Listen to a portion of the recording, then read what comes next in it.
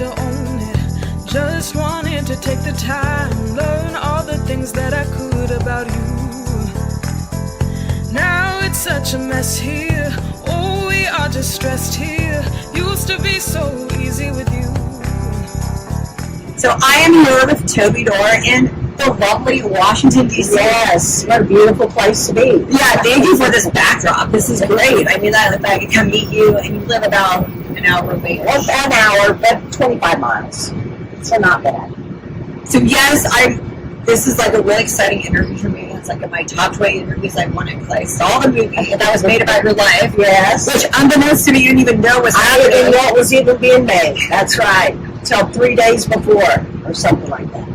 But I love that you've interviewed the woman that played you. You interviewed Catherine Bell. Yeah, Catherine Bell, and we message each other every now and then and text each other. But she came on my podcast, and I interviewed her on my first Conversations with Toby podcast. So you have a few podcasts. I mean, you have this one and the Two Doors Down. Yes. Do you still do that, or? Well, I kind of changed the Fierce Conversations with Toby podcast.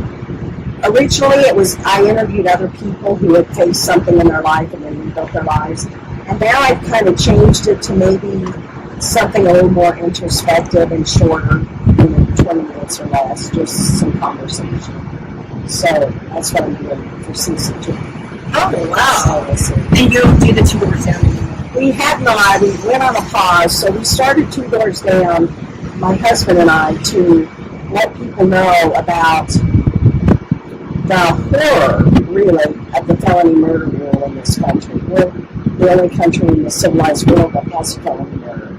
It came from 12th century England, which, of course, back then, if there was a crime committed, it was harder to prove who did it. But today we got cameras on every corner, we got DNA, we got all kinds of ways to prove who committed a crime. And back then, people were living, Yes. You'd be dead already by that time, right. So you're not spending 50 years incarcerated. That's right. Where nowadays we're living so long that we have to really think about that. So felony murder means anybody that's involved with a crime in which someone dies can be convicted of felony murder, which is first degree murder, and you don't have to prove intent, and it's life sentence. And so that is just so unjust. So my husband and I started a podcast called Two Doors Down, where we talk about felony murder. And we did about 30 or 40 episodes, and then we took a little bit of a break, and we just had a good time. How'd you find your guests? Or was it maybe? There was no guest. It was Chris and I talking, my husband and I, and we would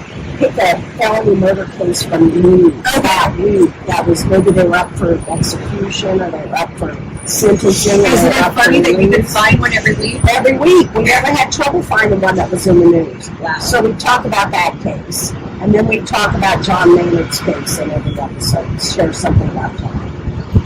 No, that's really interesting. And so, we interviewed Catherine Bell. What did she have to say? She was pretty cool. Our conversation wasn't very deep. She was born in Iran, and she speaks Persian.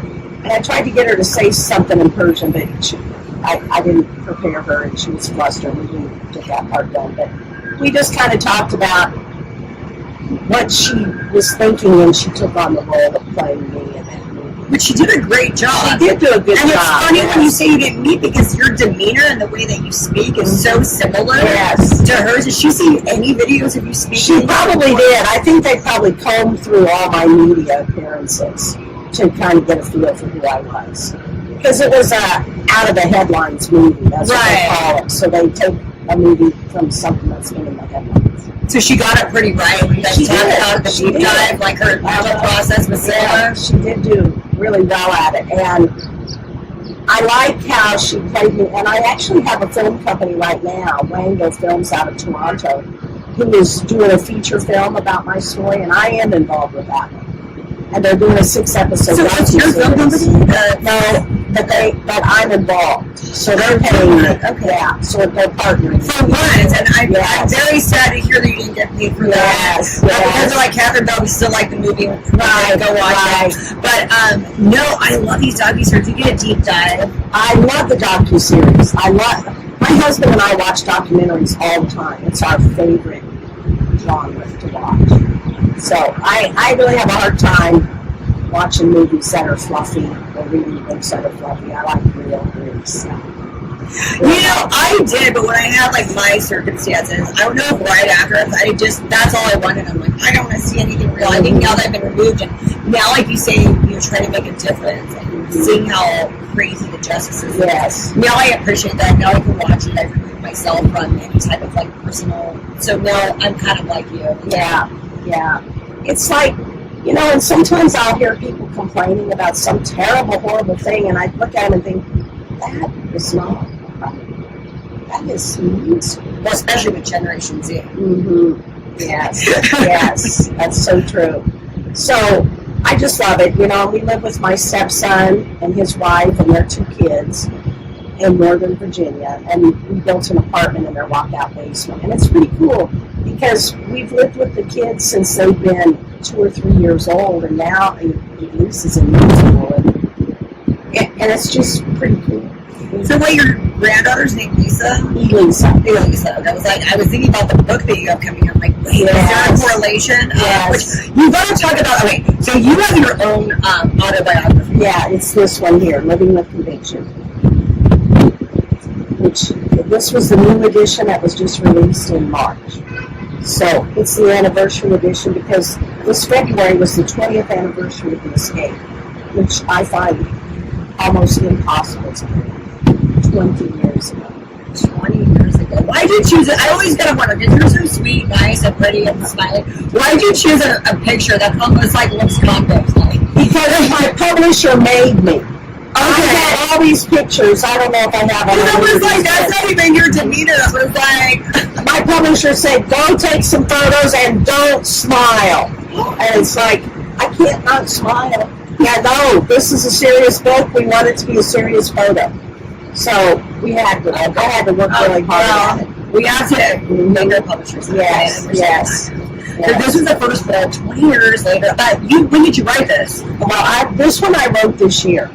I wrote Living with Conviction 4 years ago. It was published in 2021. Okay. No, 2022. Okay. And it was my first book.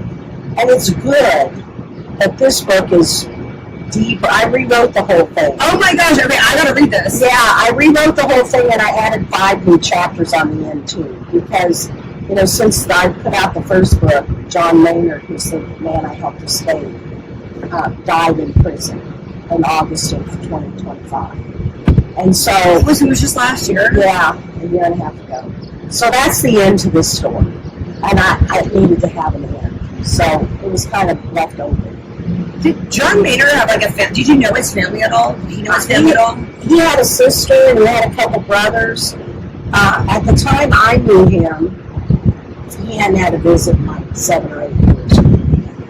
So no one was really keeping in touch with him. But since then, his brothers and his parents have both died. So he has one sister who's still living. And you've never spoken to her? I have spoken to her some. Okay. But it's been, way back at the time of the escape. Oh my goodness. So how long, kind of like recap for people that don't know where I'm at,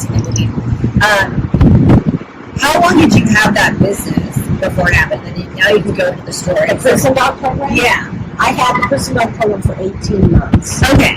And in 18 months, I had rescued 1,000 dogs. Wow. It was the biggest prison dog program in the country. And who came up with that? I did. It's my idea. And I just did it by myself. I had a couple volunteers. I had one person in the warden's office who helped me quite a lot. And then I had a couple of officers who would show up at some of our adoptions and things and get involved. But it was my... So how you got to tell me, I'm like watching TV one day and they're like, I need to start doing this. So I had a corporate job at Sprint. And in 2001, I got laid off, and I didn't know what I was going to do. I just felt like, what am I going to do now? Because that's your life. Your life was so structured and regimented. Yeah. You got married to the first boy that you ever dated. You had one job. You stayed there forever. That's right. I was going to retire from there. You liked comfort. Mm-hmm. You weren't into adventures. So. Yes. And I got laid off, and so I took a job at my veterinarian's office because I love animals. I always did. And I thought this would be a good break. So I worked there for a year or so. And in 2004, I had this lump on the side of my neck. And I showed it to the vet one day. I said, "What do you think this is?" And she said, "You need to go to the doctor right now. Get the car, go to the doctor." And I had thyroid cancer. So I had to get my thyroid removed. My mom had that. She had to get half of hers. I had to get my whole thyroid removed because when they went in and looked at it, then there were 4 to 5 mini tumors in the others below the thyroid. So they removed the whole thing. And after you have your thyroid completely removed, they can't give you, the thyroid controls your blood pressure, your heart rate, your circulation, your metabolism, everything. And when you don't have any thyroid hormone, it's like you're just a zombie. I just sit in this chair and I couldn't even read a book because I couldn't hold the book. I didn't have enough energy to hold the book. And I couldn't sleep because I'd done a lie so I just sat in a recliner and I watched Animal Planet. And I was watching Cell Dogs on Animal Planet, which was a prison dog program. Okay. So for these 6 weeks when you're recovering, and then once the 6 weeks passes, I think they'll do the radiation that kills the rest of the thyroid. And did you get your energy back? And then you get your energy back because they put you on the thyroid medication. So then you feel pretty good. But during that 6 weeks, I just watched this Animal Planet like 24 hours a day. And I could do that. Yeah. And I told my husband, that's what I want to do. Well, the thing that really made a difference is when I had cancer, it just kind of was like a slap in the face because you don't ever expect to be told you have cancer. They say cancer after your name, even if it's a cancer that's really easily treated, it still jolts you. And I realized, my time is limited. I might be gone. And what have I done to make my time here worthwhile? All I've done is go on vacations and, pet my dogs, and I haven't done anything significant. And so I was watching that Cell Dogs program, and I thought, that's significant. I can do that. Make a difference in people's lives. Yeah. You're saving dogs. You're giving the inmates something to do. Because a lot of these inmates don't get physical touch, and we just science having happened. Yeah. So human beings are social creatures. Can you imagine going 10 or 20 or 30 years without a pet? It just does something to your psyche. Right. That's proven. When you bring those dogs into the prison and those inmates can hug those dogs and tell those dogs all their deepest, darkest secrets and fears, something miraculous happens. It's just a miracle. And so I decided I was going to start a prison dog program, and my husband said, "That's so stupid. People don't really do that. That's a TV show." Oh, yeah, that's the supportive husband. Yeah. And so I said, well, I could at least start a dog rescue program. So I decided I was going to do that. And so on Thursday, I told the people at the vet clinic, I'm going to start a dog rescue program. I'm going to call it Safe Harbor. And on Monday, the husband of one of the women I worked with at the veterinary clinic came in and said, "Toby, I hear you're starting a dog rescue program." I said, "He said, have you ever considered starting a prison dog program?" And I said, "Yes, that's what I wanted." Wow. He said, "Well, I work at the Lansing Correctional Facility, which was 5 miles up the road from my house." Oh, maybe my 8 miles. Yeah. 8 miles maybe. It was out in the country. And he said, the men really want a prison dog program, and they've been writing to all kinds of people trying to get them to come in and do a program, but, how would you like to start one? And I said, yes. He said, well, could you come and give a presentation to the warden and the executive staff on Wednesday? This was Monday. I said, yes. And I thought, no idea. But I do have trained dogs, and I know how to love dogs. So. Did you have your business established already with the whole, you didn't even have the paperwork done? No, I hadn't done anything. Well, that's pretty cool. Yeah. A lot of times they make sure everything's legit before you get to that point. So I went on Wednesday and told them my idea, and they said, sounds great. Can you bring some dogs in on Friday? So then I left on Wednesday and went scrambling around the shelters going, can you give me a couple dogs? I need some dogs. I didn't never get that. No one ever comes and just like, we want all the dogs, all the unlovable ones that are I'll dogs. I want take those. Yeah, and I always took the ones that weren't adopted. Right. I didn't take the cute little ones. I took the ones with problems. And oh man, those men loved them. And it was the most rewarding thing. I just loved seeing them with their dogs. Okay, so I know that a lot of the movie was kind of hokey. I mean, it was a true story, but some of it was hokey. Was it true? Because there was one, like, inmate that got mad because a dog was taken away. And I would think that would happen because you fall in love with That was true. That's what I thought. Okay. That's true. That did happen. I was walking in the yard, and, you know, they had told me, always have one of your dog handlers walk with you because you don't want to get across the yard. I never had an officer with me. And I was walking around inside the men's prison, going into their housing units, going everywhere with no escort. So they told me, keep one of your dog handlers with you. So I had 2 dog handlers walking with me. And another dog handler walked up to me, and he was mad and started yelling at me and raised his fist and got in my face. And I really thought he was going to hit me. And the 2 dog handlers I was with didn't do it. They backed it up.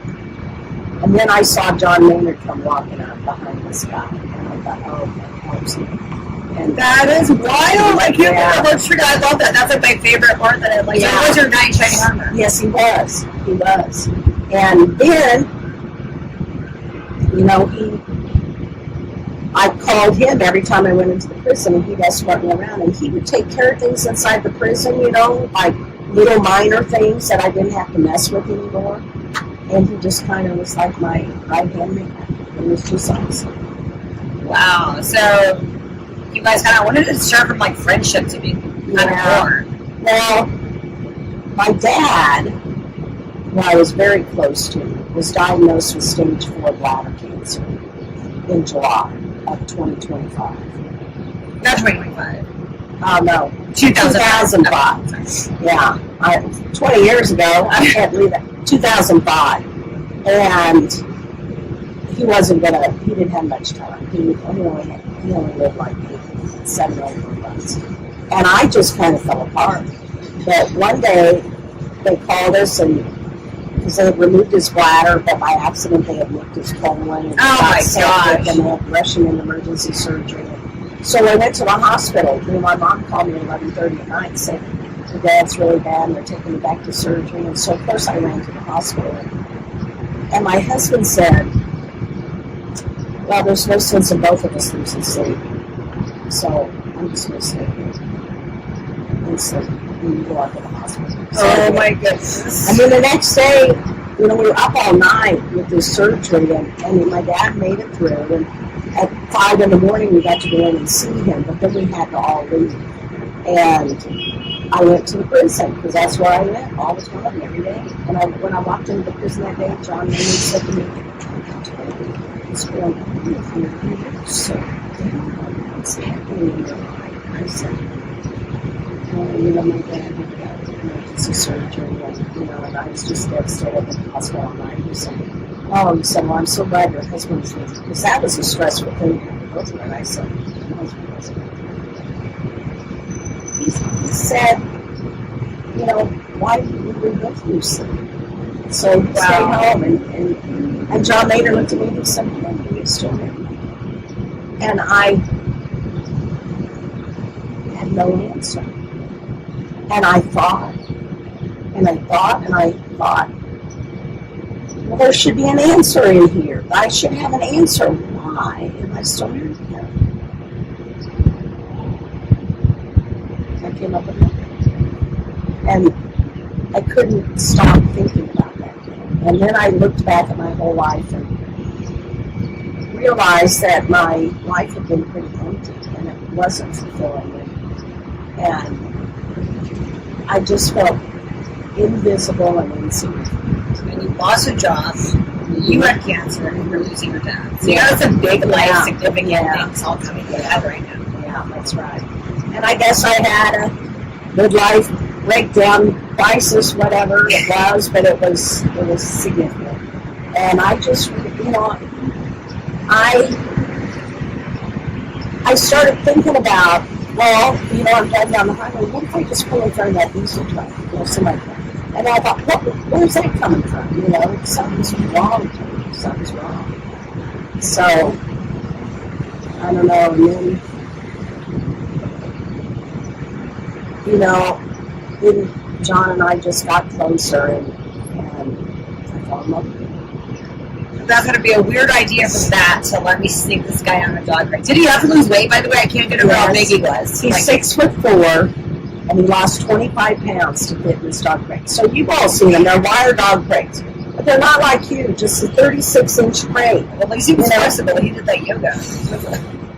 I don't know how he got in there.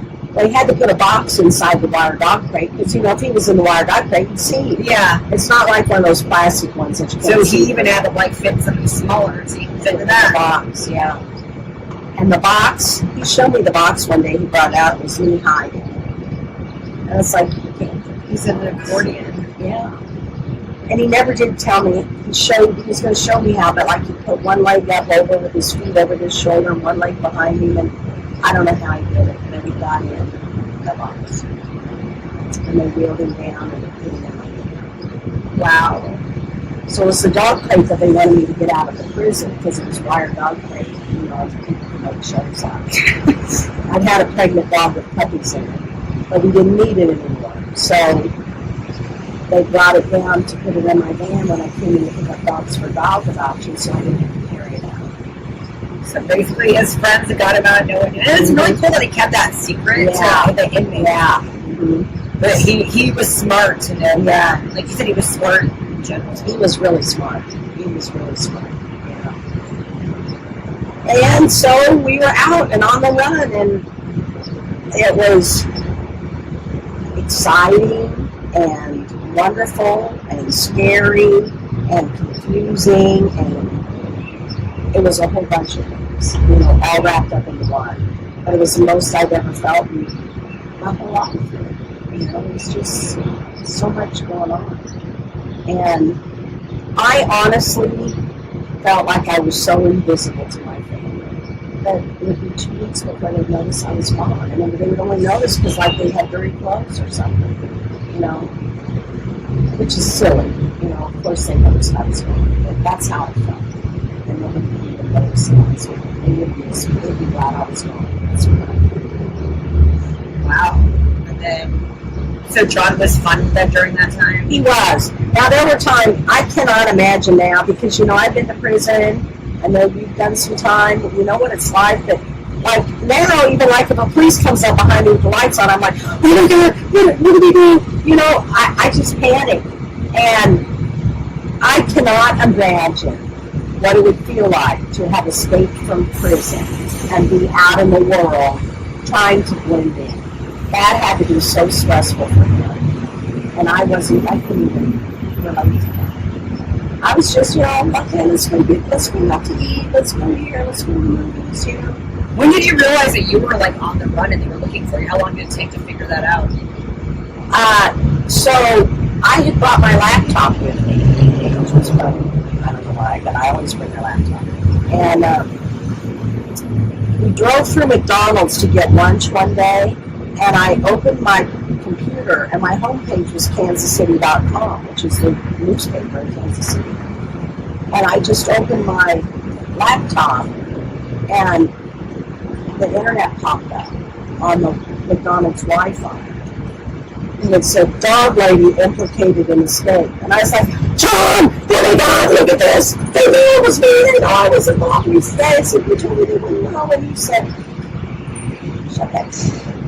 And, don't look at it. So, it was just crazy. Did you have a disguise? No. Did he have a disguise? Not really. So here was our disguise. Here was our thing. We planned this escape in 6 weeks. That's how long we were planning it. You lost 25 pounds in 6 weeks? Yes. That's impressive. Uh-huh. So, we spent all this time planning how we were going to get out, where we were going to go, but we didn't make any plans from after the moment we got out. About where you were going to go? What our long-term plans were. We didn't know where we were going to go. When we went to this cabin in Tennessee, where we were going to stay for a few weeks. How'd you find that? I don't know. You rented it? I rented it. Okay. Yeah, I rented it. It was a cabin at a lake. That was kind of a boat. And it was pretty cool, but where were we going to go from there? We had no clue. We never even talked about it. We didn't make a plan. It was just ridiculous. All the planning into the escape, but we got a plan for after the escape. Oh my God. That is our downfall, I think. But you know, I think, I'm not sure I could have gone on indefinitely in that state. It was just too, not really, too artificial. You know, there was just too much stress, too much uncertainty. Was there a relief when you did get caught a little bit, or not really? There wasn't a relief. I think if it had been another week or so, there might have been, but I remember thinking, oh, I'm not ready for it to be over yet, you know? I remember they had a map. How long was it? Like, 12 days. 12 days. And was it a car chase like the movie had it? Oh, yeah. Oh, well, not anything like the movie had. Okay, I know. The movie was pitiful. It was a dirt road with 2 police cars, and they just closed the doors and got out. It was a 50-car,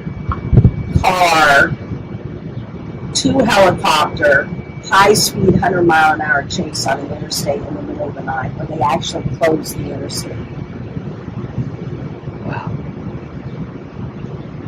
It was crazy. But you know what I learned? This is weird. Semi-trucks help the police. So semi-trucks kind of try to squeeze you and not let you through. Wow. It was terrifying. Because John went through. You weren't sure if you were going to even survive. Well, we didn't. We hit a tree at 100 miles an hour.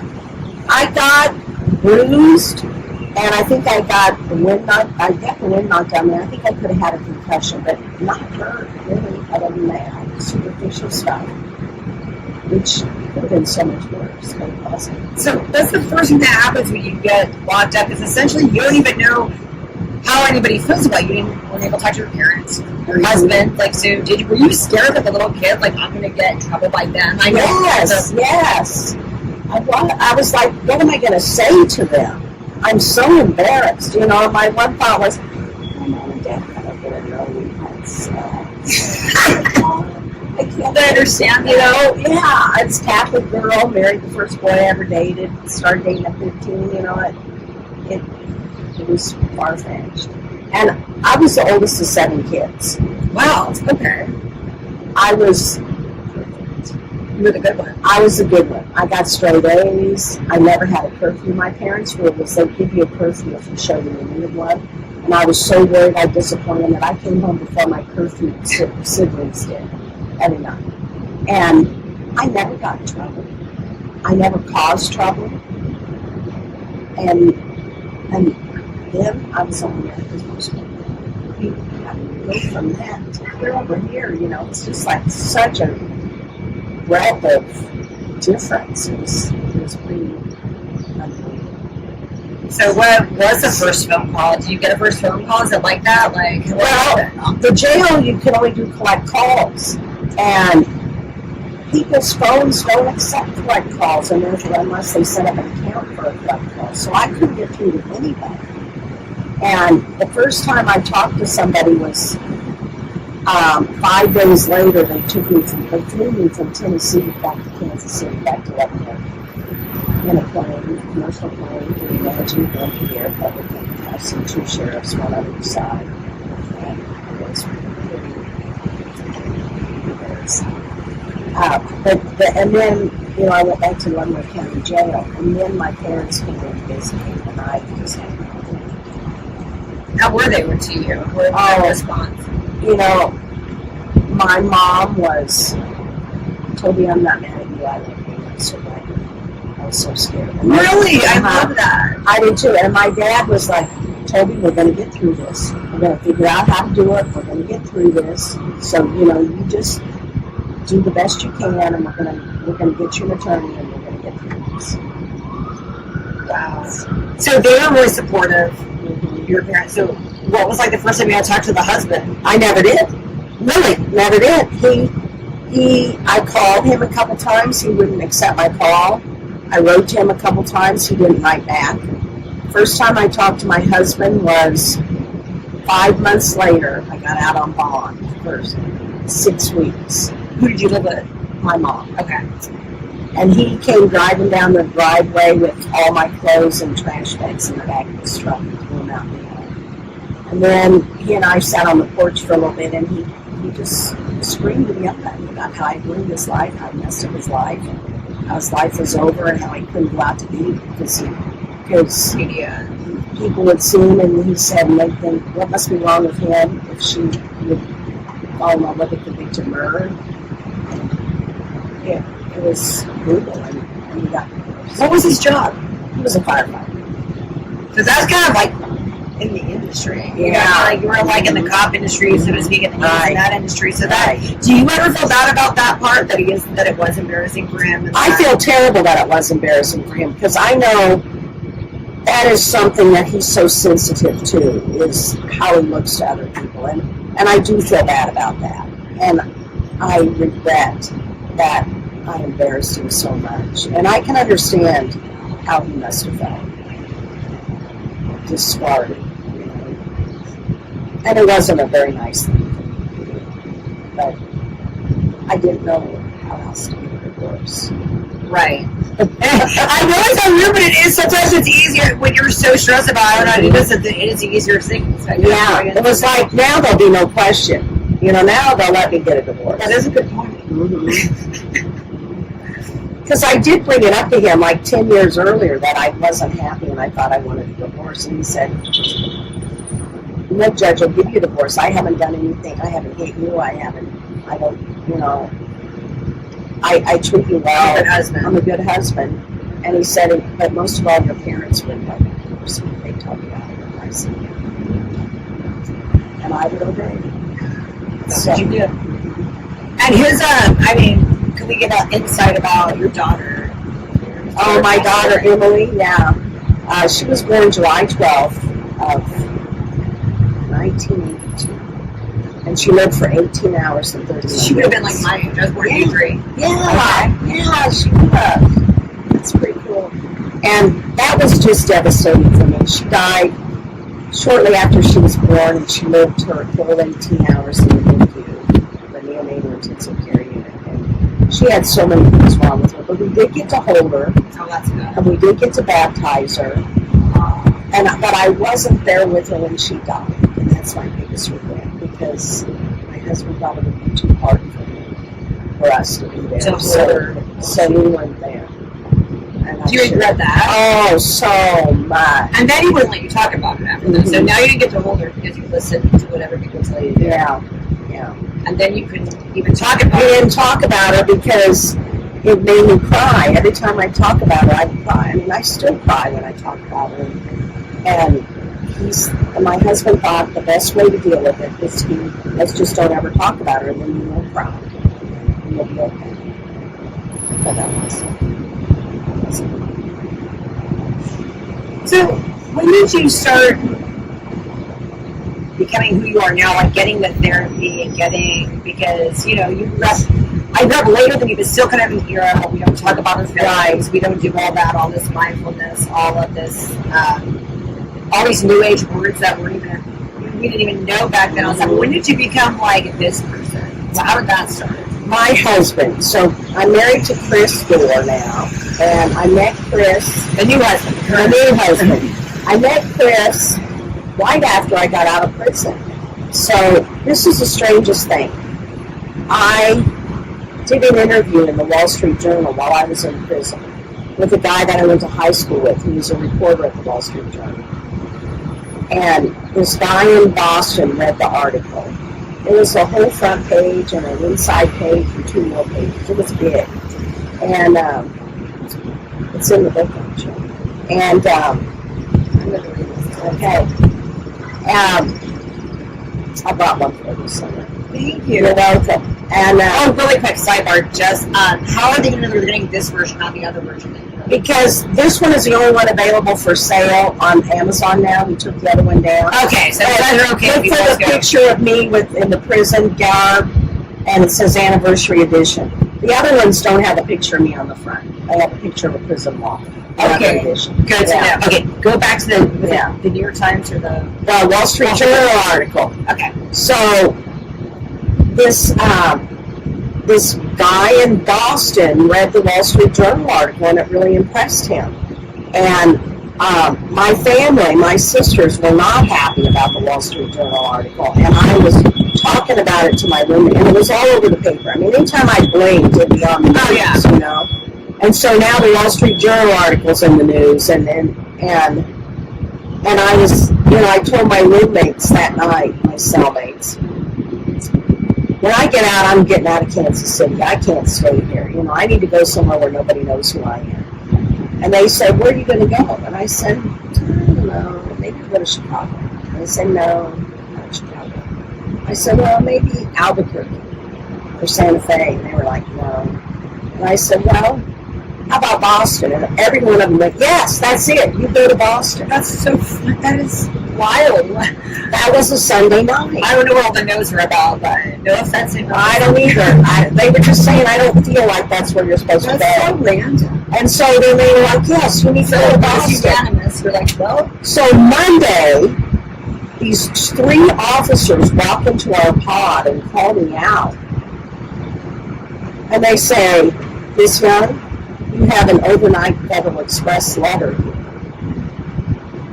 I'm like, what? Who gets an overnight FedEx? What is it? And they said, we can't open the overnight FedEx letters. You know, because they open and read your mail. Wow, I never even thought about it. I didn't know you could do that. I didn't know either. And they said, so we need you to open this and show it to us. Okay. And then we'll give it back to you so you can read it. And I said, okay. So, you know, they looked at it and they said, okay, you can have it. And I took it into my room and my roommates were like, what is it? What is it? And I said, it is a job offer from Boston.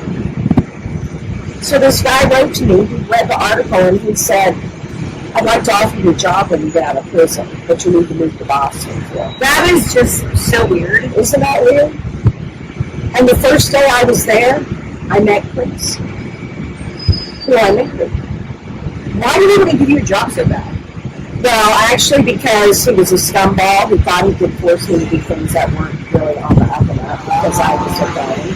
And he told me, if you do something that I don't ask you to do, if you don't do something I ask you to do, I'm going to call the parole officer and tell him you violate your parole and you need to go back to prison. No way! That's why he hired me. This is really juicy. This is the new movie has all this. Yeah, That's a juicy one. It is. And so after 5 months, I had to quit. I was like, I can't work for this guy. That's scary as hell. Yeah. And then I had to go back to Kansas City because that revoked my parole to Boston. Oh, no.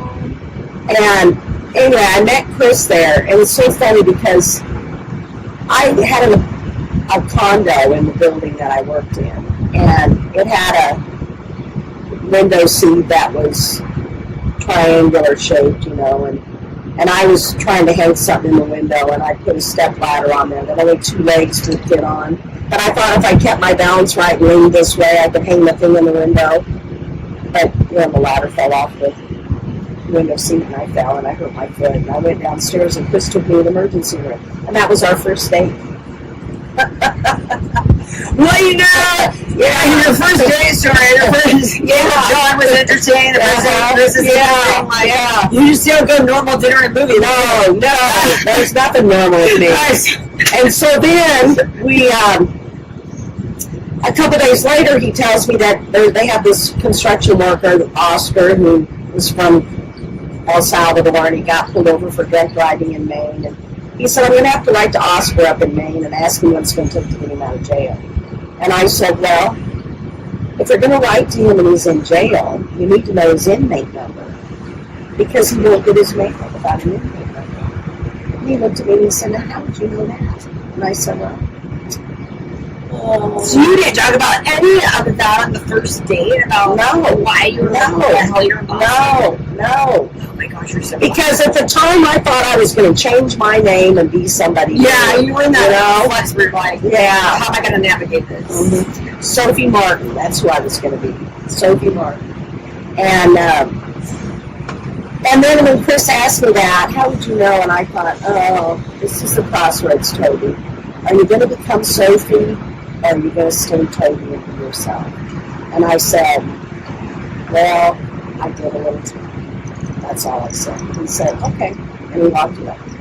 And the next day he came to the office and said, we need to talk. I Googled you last night. You are all over Google. You are on America's Most Wanted. We need to talk. And he loved it. He loved my story. And he always tells people my story. We'll be on a train going somewhere, and he'll say to somebody, my wife's the most notorious felon in the Midwest. And nobody believes him, but he just thinks it's the best story in the world. So, and the funny thing is, Chris had been married when he was young in the Navy, and he had a son, and his marriage split up, early, and he was heartbroken his whole life. And he said for 13 years he cried to his mom all the time. There is nobody out there for me. There is nobody for me. I try to ask people out, and they say no, or we go out and it just doesn't work. There is nobody out there for me. And his mom always told him, yes, there is, Chris. There's somebody for you. And you just have to be patient, because you don't know what God's putting her through to prepare her for you. Well, so it was all his fault. All of it. So his mom must love you. Yeah, she does. She does. She's passed away since, but she did. She loved me. Okay, we were really close. You were supposed to get sent back to Kansas City. So how does this work with your relationship? So Chris was going to go to Maine and live with his mom, and I was going to go back to Kansas City. It sucks. And it was December. And Chris said, Toby, at this time he was staying in the extra bed in my loft because he was living with John, and John kicked him out. So, it was a mess. So Chris said, Toby, we have a big storm coming. And he said, I don't think you know what the nor'easters are like up here in Austin. He said, I don't like the idea of you driving that 26-foot U-Haul back to Kansas on December 22nd by yourself. Right. He said, so how about this? I'll drive you back, and I'll stay for Christmas, and then you can take me to the airport and put me on a plane, and I'll fly up to my mom's. And I said, okay. So then we did that. We stayed for Christmas, and then my mom was going to move into this little cottage, this in-law cottage on my brother's property, and they were going to redo it. And Chris said, oh, Toby, you and I can do this work. I'll just stay an extra 2 weeks, and we'll just redo this house for your mom so she can move in. And then at the end of that, he said, Toby, I've been thinking. He said, I need to start over, and you need to start over. And he said, Kansas City's just as good a place as any, so how about if we just rent a 2-bedroom something, and we share expenses, and then when we get on our feet, we can go our separate ways. And I said, okay. So that's what we did. And then about 6 months into our being good, supportive friends, we kind of changed our relationship. And then we got married just a few months after that. So we actually bought an old building in Sedalia, Missouri that was condemned. And we bid on it for $10,000 for this 2-story old brick building built in 1896 that we fell in love with. And Chris, has this construction background of renovating old buildings into high-end condos in Boston. That's what he did, yeah. So we went and looked at this building, and we put a bid on it for $10,000. And they called us and they said, you're the only person that did. And so I was like, oh my gosh, how are we going to buy this building? And then my brother called me and he said, Toby, you've known Chris for not that long, and now you're going to buy a building with him? He said, don't you think you need a contract? And I said, oh, I don't know, do I? And I got off the phone and Chris said, what did Jimmy have to say? And I said, he thinks that we should have a contract if we're going to buy a building again. He said, I agree. How about this? Let's get married. Is that a good enough contract for you? And I said, yeah, I think that works. And so 2 days later, we went to the courthouse and got married. Wow. Yeah. How did you guys end up moving out here? Well, Chris's son, Kevin, was in the Navy, and he was stationed in San Diego. And he would come back here and visit with us because Kevin was an only child. And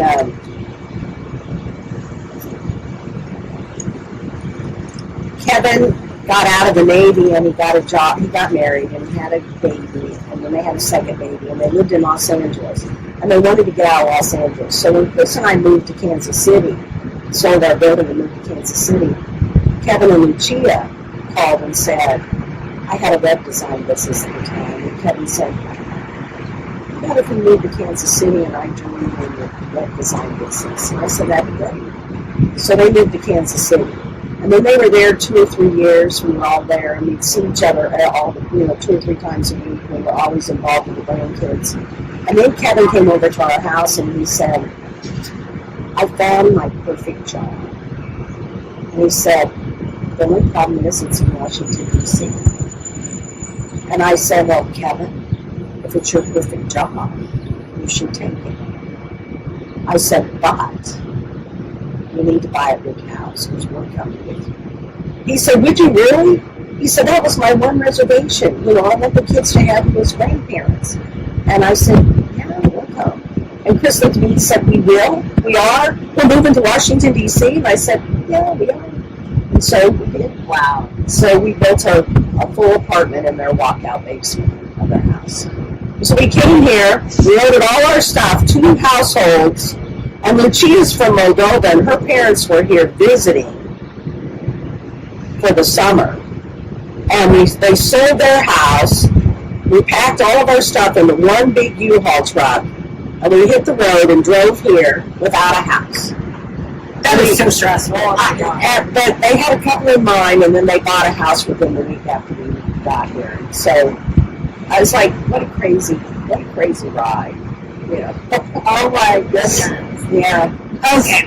Sorry, the show's only an hour. Especially on cable and everything. Yeah.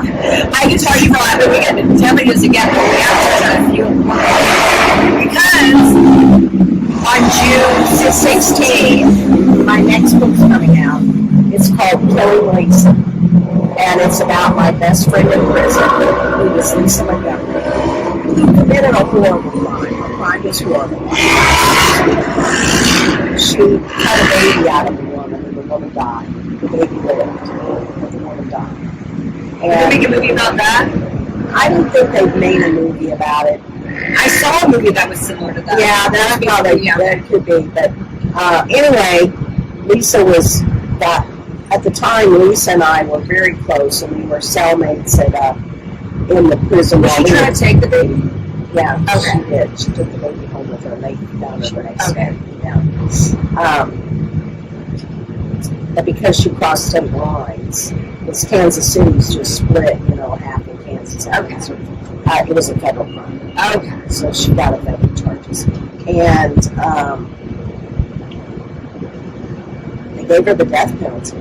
And I wanted the world to know who the real Lisa was and what her story was. You can't excuse her crime. It was terrible. But Lisa could have stayed in prison for life, and that would have let her have a relationship with her children and her grandchildren. And they did love her. They loved her tremendously, and they are still struggling 5 years later. Her daughter is really having a hard time getting through the loss of her mother.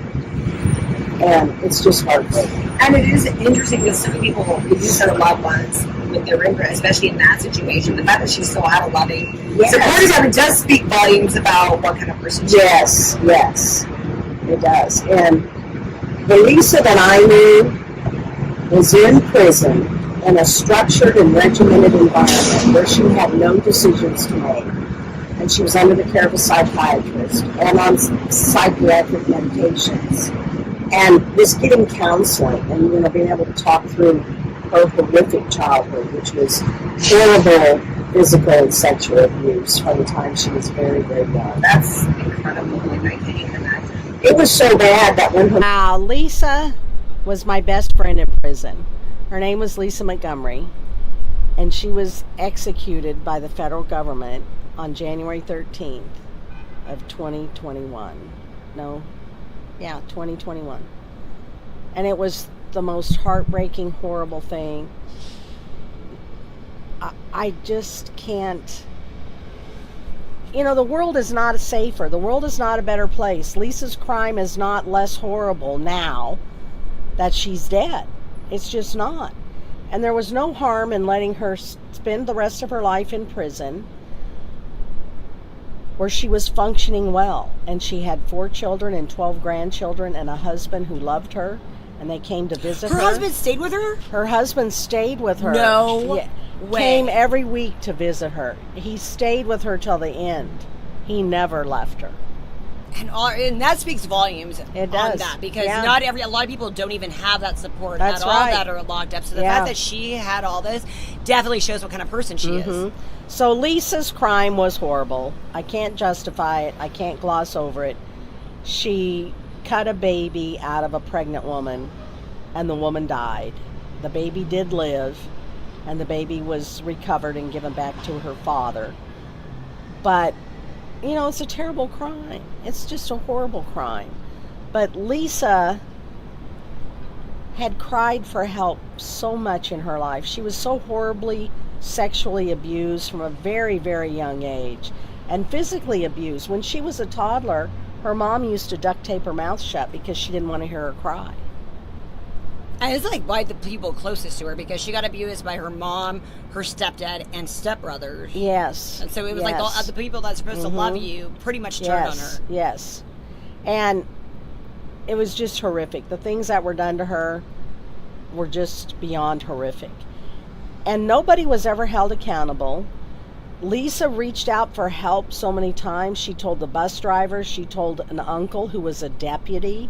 She told a teacher.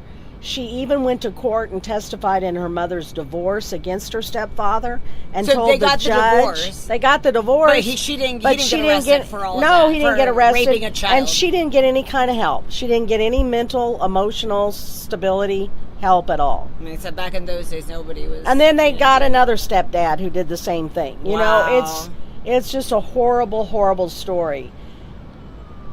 And you know, the death penalty just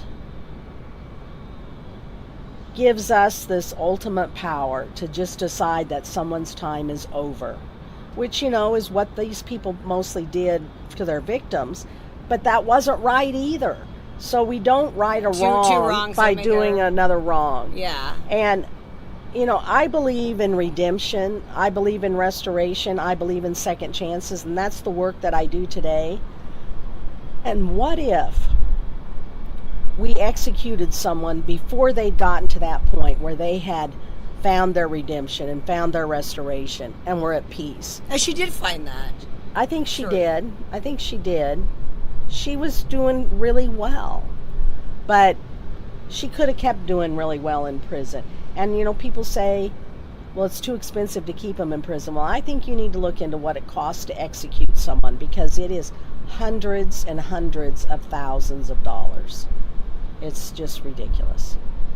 The world would be safe today if Lisa were behind bars. The world, Lisa's children would be happy today and not struggling with their own emotional problems. And her grandkids, you know, her grandkids have really struggled. She has 12 grandkids, and I mean, to the point of questioning whether they want to be here or not. It's bad. It's really bad on the family. I'm so glad you got to tell her story in this. I can't wait to read that one. And it's great that you kept in touch with the family, because you have her live account, because you were her friend, and you have their account, and it's going to be a great story. I love that you have so many perspectives. You're not just an outsider that wrote a book. Yes, that's right. And you know, I've had people say, how could she be your best friend? You were only in prison together for 15 months. Well, let me tell you, when you're in prison with somebody, you sleep with them, you shower with them, you eat with them, you cry with them, you laugh with them, you watch TV with them, you read with them. 24/7. 24/7. It's like a deserted island. That's right.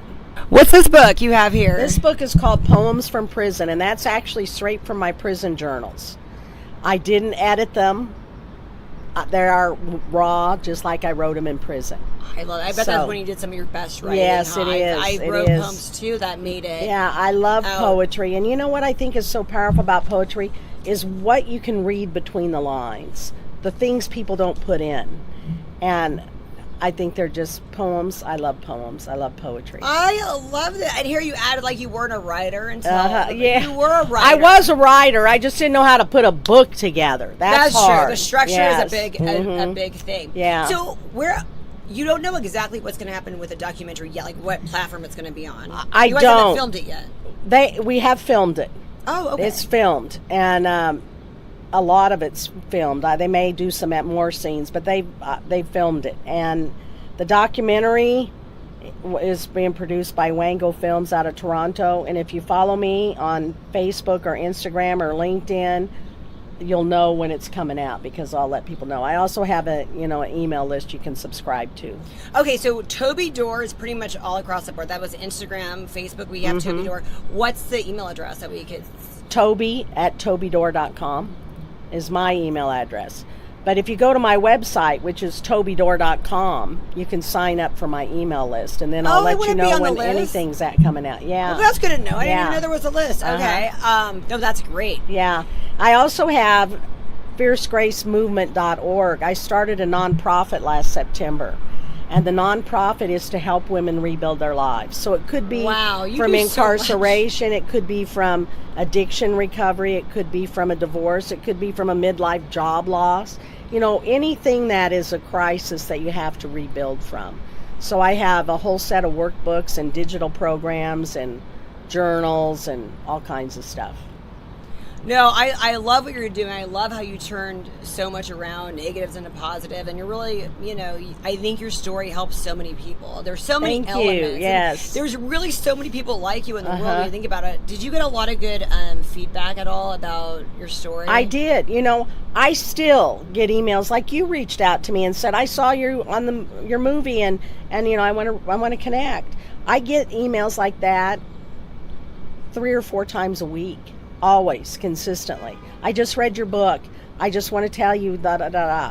Or, I saw you on this interview, and I get stuff all the time, and I love it, and I always answer. I always respond. I just think that there's just so many women, like, from your era, so many people that do, like, everything they're told to do in their life, people that are hurting, people going through midlife crisis. I mean, it's so great they're talking about all of these things. Yes. Yes. And, women, we try to fix everything for everybody else, and we tend to hold things in, and women are different, and people say, can men read your books? Well, sure they can, but that's not who I wrote them for, because nobody does things just for women. So everything I do is really designed with women in mind, and what women need, and what women need to hear, and what women need to do. So... Well, thank you. We got to come back and do this again. Well, especially maybe when the documentary comes out. I'm not sure when that is. That'd be great. Can't wait to read this. I can't wait to watch it. And I love that you said, you weren't satisfied with version number 1, so you made version number 2. Yes. Because when I first wrote, I struggled when I wrote my memoir the first time because, I knew how to write all the facts. Well, I got arrested on this day, and then I went to court on this day, and then I didn't know how to be vulnerable. And I mean, I was to an extent, but not like I am in this new book. I mean, it's all out there. Well, I love that. I love that you're behind this documentary. So I know it's everything that comes out is going to be. So I think they're going to maybe try to release the feature film and the documentary together in a bundle, but I don't know. I'll keep you updated. That is awesome. Thank you so much You're for coming welcome. out. Thank you so much for making the trip as you drove here. Yes, it's not a problem. Everybody has got to follow you. Yes, you are awesome. Yes. So find me on Instagram or Facebook or my website. Remember, Toby Dorr. Yeah, DORR. Felt right in the moment, felt right in the summertime. It felt right drinking cherry wine with you. Just wanted to own it. Just wanted to take the time, learn all the things that I could about you. Now it's such a mess here. Oh, we are just stressed here. Used to be so easy with you. Now I must confess here. Oh, I must confess, dear. Don't think I'm in love with you. Winter is coming and I don't know what to do. There's no more use in running, no more running to you. And I don't want your loving, I don't wanna be just friends. Knowing all this time we were playing pretend. It's a mystery.